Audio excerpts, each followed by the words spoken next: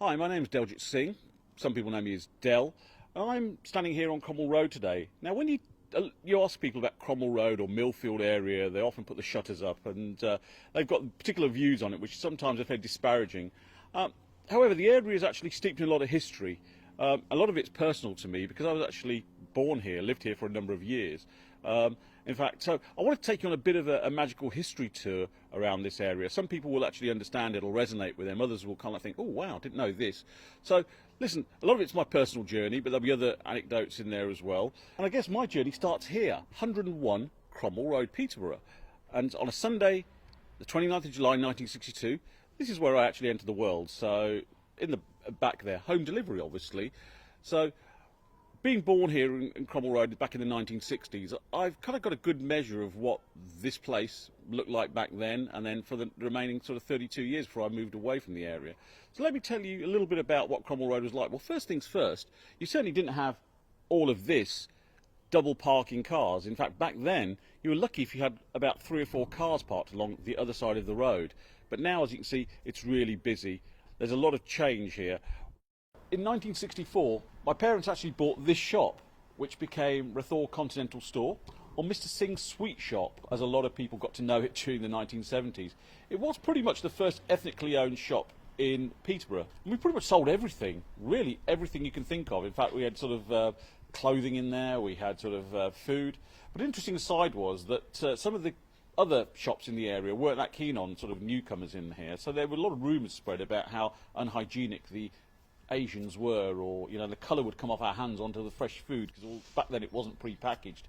So my mum actually got an English lady to help her in the shop just to get the locals to kind of realise that we weren't hostile and we weren't unhygienic, which really worked. And I remember as being a kid, because I was probably about sort of 3-4 years old when we moved here, rushing to open the shop door for customers, and they were like, oh, how polite your kids are, how lovely they are, and so on. So we kind of won over the locals with that. And the shop stayed open as a kind of grocery shop until the kind of late 80s, so probably about 24, 25 years worth.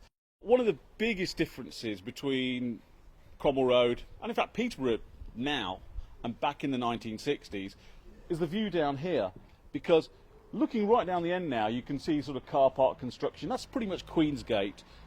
Obviously that never existed back then. In fact, Bright Street that runs across there was only actually halfway through. It stopped because there were houses all the way along. But now it links all the way through to Borges Boulevard. Again, wasn't there at the time. What was there, however, interesting enough, right on the other end of there was a lovely old building occupied by a company called Pell & Parker. And they were actually into bicycles, so you could buy your bikes, your spares and everything there. And they were actually there for hundreds of years. Strangely enough, they're not there anymore and the lovely old building's gone. But Pell & Parker was still in Peterborough. They're actually out at Newborough way. But that was quite a kind of historic building, quite an iconic building at the end there. And there was quite a lot going on down there. So again, Peterborough has changed. Some would say, and right at the end here, where you can see the car park and stuff now, is actually where Perkins Engines used to be. So would you believe it? Centre of town, we actually had a massive industrial kind of complex. This is where engines were being built. It's all changed in the late 70s when that was all demolished and Queensgate came to Peterborough. Living on Cromwell Road, just around the corner here, Beach Avenue, is the closest school. This was Springfield Infants back in the 60s when I actually attended here with my brothers. And in fact, you can see the original entrance there, the infants' entrance. Obviously, a lot's changed now. Strangely enough, though, I'd say we were the only non-white children in the school. So, and our names of Manjit, Sarvjit and Deljit were going to be way too hard for the teachers and way too hard for the kids. So we were kind of christened, which sounds bizarre in this day and age, and called Peter, David and Paul. Now, yeah, it's true. My siblings actually held on to those names. They actually still refer them by Peter and David. I actually dropped the Paul. I guess I wasn't keen on the name. Sorry to all the Pauls out there watching this. Could have been worse. Could have been Ringo, I suppose. But look, I got back to Deljit when I moved schools, and that was it. But it was a different time, a different era. But this was a fabulous school. The staff were rather brilliant, I have to say, at Springfield Infants. Okay, so up from the beaches, we're here on Craig Street. And this has changed a lot. This is probably the main route through here over to Lincoln Road and then onto the town centre. Many of us would actually venture this way to go to the cinema, etc. And just over there, where the big medical centre is now, used to just be a public car park. And so many of us learned to drive there. I know I did. Sunday mornings, Dad would bring us there, and you know, there was no danger, because the car park was generally empty on a Sunday, of hitting anyone else. So actually that was the best place to learn to drive on a Sunday.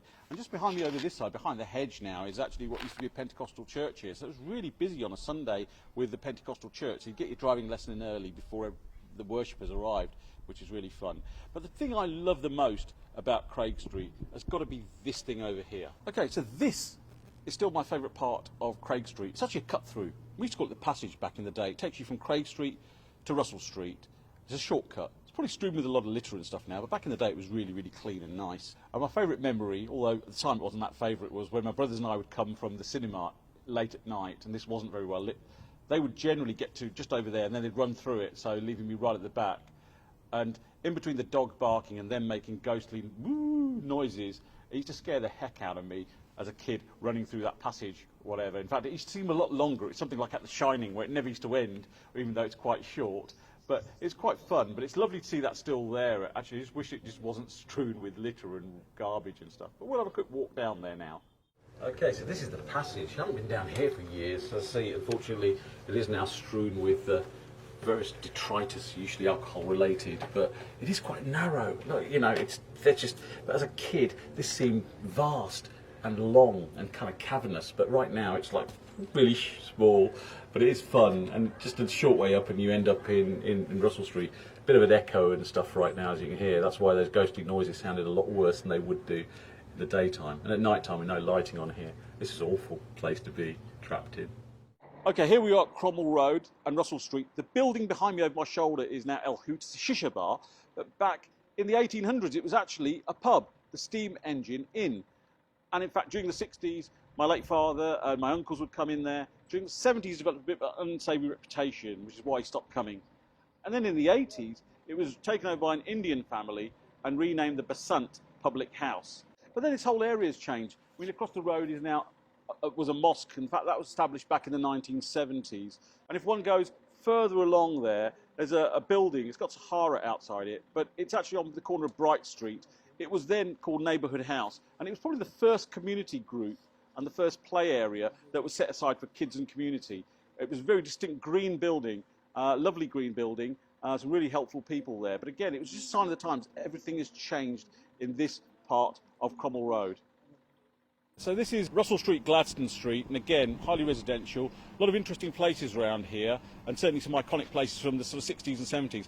Behind me is now called New Roz, and it's a grocery store. Back then it used to be a laundrette originally, so before people had washing machines at home, they'd always bring their washing down here. And then in the 80s, it became Videomatic. It was actually the first video hire shop for the Asian community specifically. You could actually go and hire your Bollywood movies from there. I remember coming around the corner from Cromwell Road, hiring a Bollywood film or two for my mum or my sisters, so they could watch them at home. So that was throughout the kind of like late 70s, early 80s, that became the go-to place to get your videos. Sadly, with the demise of video and stuff, that sort of thing all went bye-byes, and more people decided to sort of watch this stuff either at a cinema or somewhere else. But again, it was quite an iconic building at its time, Videomatic. On this side, we've actually got New Roz Bakery. This used to be Craig's, and that was probably one of the first off-licences, because back in the day you couldn't actually buy alcohol in the same shop. So this was probably one of the first few off-licences in this whole area where you could actually buy a bottle. So I do remember on the odd occasion walking in a very narrow shop, actually buying a bottle of then Bacardi, I think was my dad's tipple, and I actually wasn't 18 either, but Mr. Craig knew me and my family quite well, so we'd sort of slip it in a brown bag under the counter, which is quite nice of him, knowing that I wouldn't drink it. Now this is the top end of Russell Street and Borges Boulevard over there, and obviously this holds some special memories for me personally, because around 1974, the summer of, this was just waste ground. Borges Boulevard wasn't even built. There was just basically a run through from Russell Street straight onto Mayor's Walk Bridge. And myself, my brothers and some of our friends were approached by the late Reverend Richard Payton, probably one of the finest examples of somebody that loved Peterborough dearly. And what Richard did was ask us to help convert what was waste ground into a children's play area. And so we spent most of that summer actually picking up stones, rocks, clearing stuff away. They got some big old pipes there which we put underneath there, and it became Kamba Ya Watoto, which is what he called it. It was Swahili for chain of children.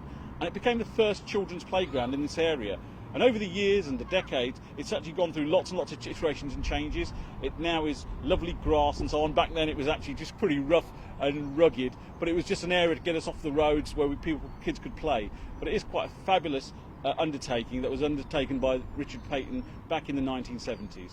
Okay, so just a bit further up from Russell Street, along Gladstone Street, you had the Gladstone Arms, a pub. Sadly, it's gone now, but it was quite iconic in its day. A lot of live music, which some of the residents didn't appreciate, but I think the local music lovers did. There was also the Flakes owned a little shop along here. I think it's now possibly a cafe, but it was not licensed. I always remember that because there used to be, before they took it on, I think there was the people that owned it used to actually have a little sherry barrel around the back there, and you could actually, I was fascinated the fact that people used to bring their own empty bottles in and fill them with sherry or get them filled, and that's the way life worked. You know, this is before pre-packaging came on.